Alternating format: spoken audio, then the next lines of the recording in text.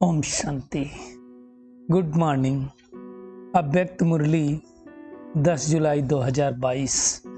बाबा की मीठी मीठी मुरली हम मीठे मीठे बच्चों के मीठे मंथन के लिए।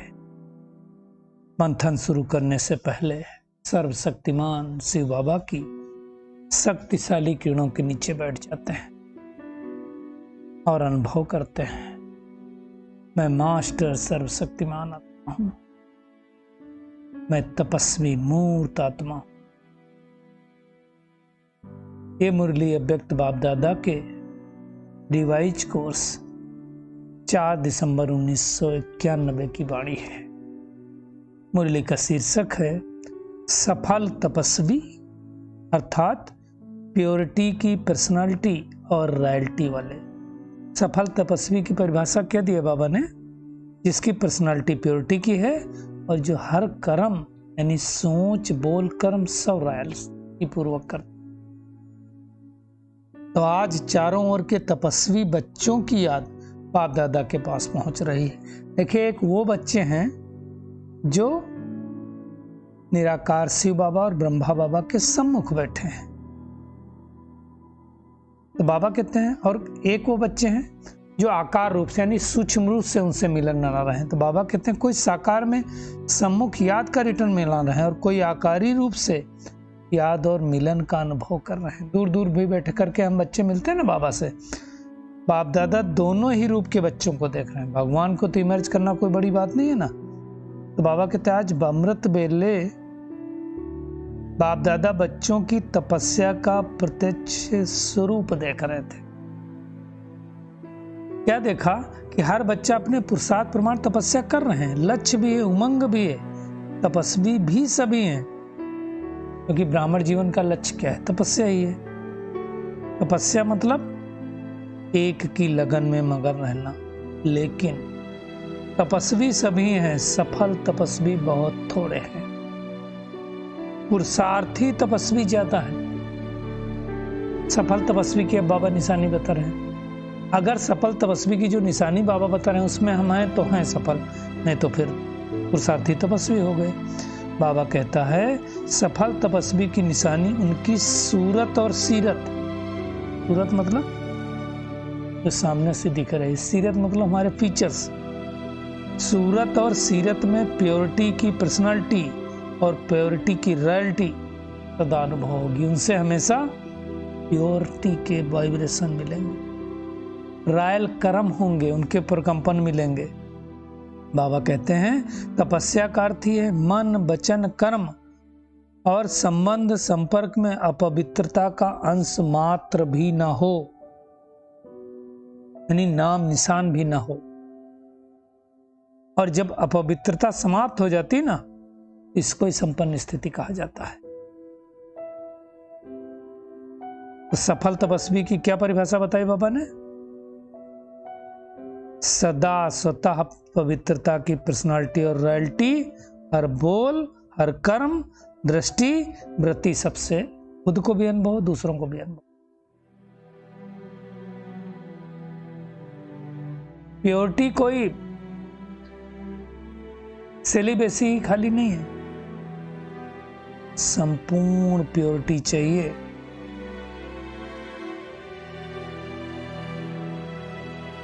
अर्थात संकल्प में भी कोई विकार टच न करे। ये मेहनत का काम है ना।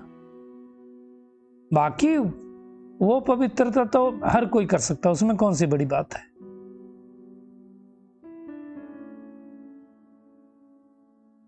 बाबा ने कहा ना, संकल्प मात्र भी आकर्षण की टचिंग होगी तो उसको पवित्रता कहा जाएगा। पवित्रता की पर्सनालिटी वाले रॉयल्टी वाले मन बुद्धि से भी इस बुराई को टच नहीं कर सकते। और सूक्ष्म बात बाबा ने कही,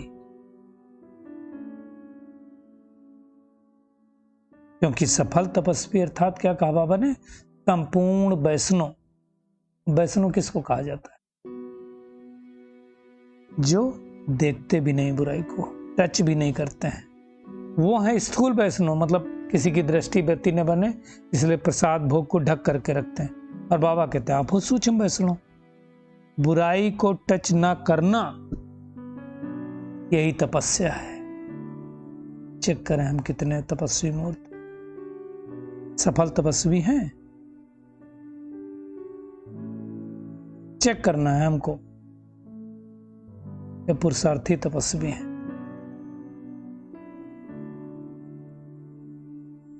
बाबा कहते हैं सिर्फ याद के समय याद में रहना, इसको तपस्या नहीं कहा जाता है।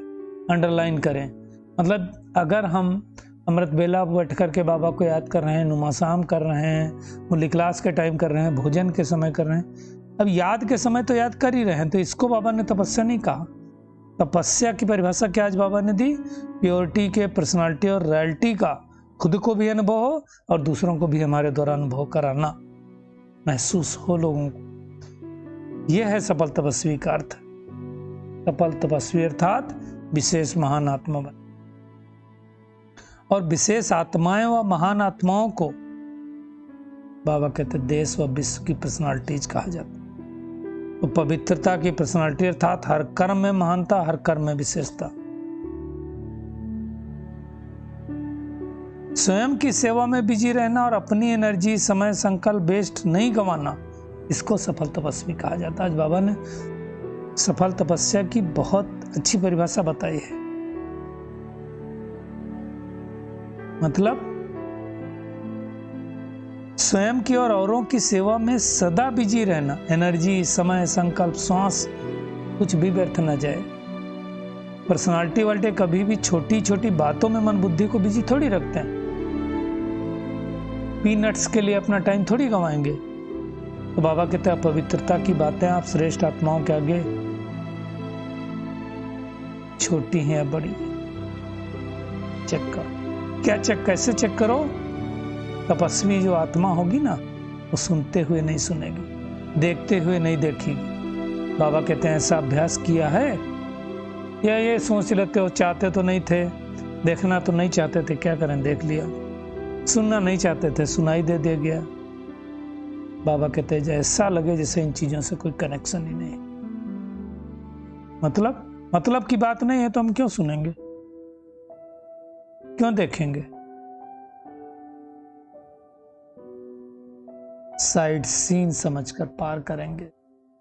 अभी किसी को एयरपोर्ट जाना हो और प्लेन पकड़ना हो तो क्या साइड सीन देखता रहेगा? वो रुक जाएगा? नहीं ना। ऐसे ही मतलब की नहीं है उधर देखना नहीं है, काम की नहीं है तो सुनते हुए सुनना नहीं। अगर बाबा कहते मन बुद्धि में धारण किया कि ऐसा है, ये वैसा है, वो वैसा व्यक्ति है, इसको कहा जाएगा व्यर्थ की बुराई को टच किया, इसका मतलब संपूर्ण वैष्णव नहीं है, तो तपस्या की परसेंटेज में भी कम है। तो ये है तपस्या। तपस्या अर्थात मन, वचन, कर्म, संबंध, संपर्क में भी इम्प्योरिटी नहीं। बाबा कहते इस विधि से अपने को चेक करो कि हम इस वर्ष, तपस्या वर्ष में प्रत्यक्ष स्वरूप प्योरिटी की पर्सनालिटी अनुभव करते हैं। और एक बात बहुत इंपॉर्टेंट है, बाबा ने कहा कि पर्सनालिटी कभी छिप नहीं सकती। छिपती है क्या बताओ? किसी के अंदर प्योरिटी हो या कोई गुण हो, वो छिपेगा नहीं। जैसे ब्रह्मा बाबा को हम सबने नहीं देखा लेकिन अनुभव तो किया ना, प्योरिटी की पर्सनालिटी सब स्पष्ट अनुभव करते थे, अनुभव सुना ना, वो कभी छिप नहीं सकती। सूरत और सीरत दोनों इसे अनुभव कर सकते हैं। आज बाबा ने पर्सनालिटी सुनाया, रॉयल्टी फिर सुनाएगा अगली मुरली में। तो हमें चेक करना है प्योरिटी की पर्सनालिटी कितनी है, क्या करेंगे? स्पष्ट रूप से देखेंगे हम पुरुषार्थी तपस्वी हैं या सफल तपस्वी हैं। फिर बाबा ने कहा सभी मिलन मनाने आए हो, तो बहुत इंपॉर्टेंट बात बाबा ने कही। बाप दादा मिलन मनाने के लिए क्या करता है? अव्यक्त से व्यक्त शरीर में आता है। बाबा ने कहा समान बनना पड़ता है ना, क्योंकि मिलन कब होगा? जब हमारे जैसे ही बाबा होगा। तो बाबा कहते हैं वैसे आपको व्यक्त से अव्यक्त बनना ही है। कायदा क्या है? बाबा ने कहा कायदा यह है कि जैसे ब्रह्मा बाबा व्यक्त से अव्यक्त बना, हम सबको भी व्यक्त से अव्यक्त बनना ही है। तो बाबा कहते हैं फिर अव्यक्त को व्यक्त में क्यों बुलाते हो? अव्यक्त मतलब ब्रह्मा बाबा जो अव्यक्त हो गया, उनके तन में शिव बाबा आते हैं उनके साथ। जब अव्यक्त बनना ही है तो अव्यक्त को अव्यक्त में ही रहने दो, बाबा कहते हैं, और अव्यक्त मिलन को बढ़ाते चलो। ये 1991 में बाबा ने कह दिया था, अव्यक्त भी ड्रामानुसार व्यक्त में आने के लिए बांधा हुआ है, लेकिन समय, सरकमस्टेंसेस, प्रमाण, अव्यक्त मिलन कब तक। इसलिए बाबा ने कहा अव्यक्त मिलन का अनुभव अभी से करते जाओ, क्योंकि समय पर यह अव्यक्त मिलन साकार समान ही अनुभव हो। क्योंकि बाद में बाबा ने कह दिया था उसी समय, उस समय ऐसे नहीं कहना कि हमको अव्यक्त से व्यक्त मिलन मिलने की आदत है। कई लोगों को लगता है ना 2017 के बाद तो बाबा आ ही नहीं रहा है, कैसे मिले। इस मुरली में स्पष्ट किया बाबा ने कि अव्यक्त मिलन के अभ्यासी बनो तो मिलन मना सकते। फिर बाबा ने पार्टियों के साथ बात की। बाबा ने कहा कोई अपने को महाराष्ट्र निवासी, उड़ीसा, गुजरात के नहीं समझो, सब मधुबन निवासी हैं, और उसके लिए क्या करना पड़ेगा, बाबा जहां भेजे वहां चलने के लिए तैयार रहना पड़ेगा। उस टाइम तो नहीं सोचेंगे मेरा सेंटर मेरा ये, ऐसा करके बाबा ने, कई लोगों को होता है ना जब ट्रांसफर होता है, चेंज होता है तो बड़ा मुश्किल होता है। ये समर्पित के लिए भी कहा और सबके लिए भी कहा। तो आज का होमवर्क क्या होमवर्क है? एक तो हमें चेक करना है कि हम सदा तपस्वी बने हैं या पुरुषार्थी तपस्वी हैं, सफल तपस्वी हैं या पुरुषार्थी तपस्वी। प्योरिटी की पर्सनालिटी कहां तक धारण की है, संकल्प, बोल, कर्म में, संबंध, संपर्क में कितना धारण किया, हमें चेकिंग करना है। और हम कितना अव्यक्त मिलन के अभ्यासी बने हैं, सदा प्योरिटी की रियलिटी में रहते हैं, सदा संपूर्ण वैष्णव बने हैं, सदा समय प्रमाण खुद को परिवर्तन करने और विश्व को परिवर्तन करने वाले बने, और मोस्ट इंपॉर्टेंट, अगर प्योरिटी की पर्सनालिटी आई है तो हमारे को भी अनुभव होगी और दूसरों को भी अनुभव होगी, छिप नहीं सकती है। हमारी सूरत और सीरत से सबको पता चलेगा। फिर बाबा ने पार्टियों के साथ मुलाकात की।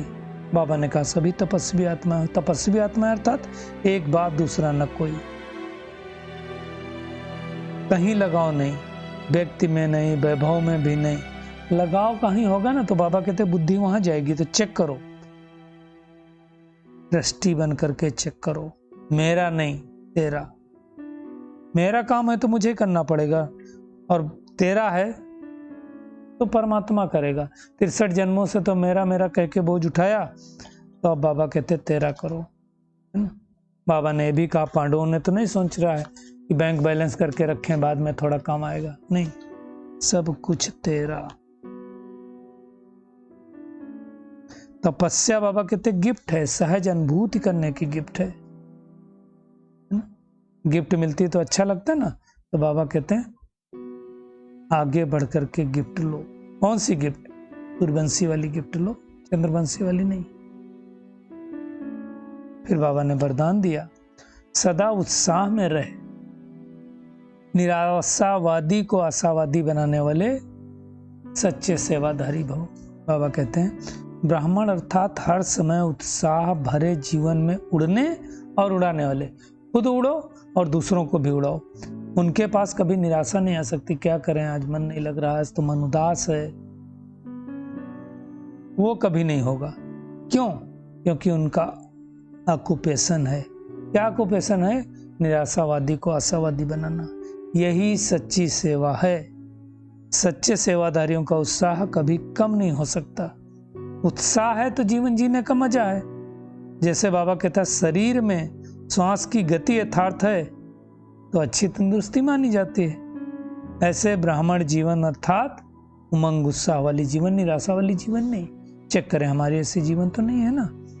स्लोगन है बीती को बीती कर दो, और बीती बातों से शिक्षा लगा आगे के लिए सावधान रखो। जो बीत गया 5000 साल पहले से वापस नहीं आने वाला है, इसलिए हमें बीती को बिंदी लगाना है, उससे शिक्षा लेके आगे बढ़ते जाओ। चलिए परमात्मा किरणों के नीचे बैठ जाते हैं और अनुभव करते हैं मैं आत्मा सफल तपस्वी आत्मा हूं। सफल तपस्वी अर्थात मन वचन कर्म संपर्क संबंध में अपवित्रता का नाम निशान नहीं। संपूर्ण वैष्णव सफल तपस्वी अर्थात पवित्रता की पर्सनालिटी और रॉयल्टी हर बोल कर्म और दृष्टि वृत्ति से अनुभव हो, खुद को भी अनुभव हो और दूसरे को भी वो प्रकंपन मिले। हमेशा मंगुस्सा में रह करके आशावादी के वो निराशावादी को आशावादी में बनाने वाली फोटो में कोई बीती को बिंदी लगाकर शिक्षा लेकर आगे बढ़ने वाली आदमी। शुक्रिया मीठे प्यारे बाप दादा, शुक्रिया आप सभी का इस मीठे मंथन के लिए। शांति।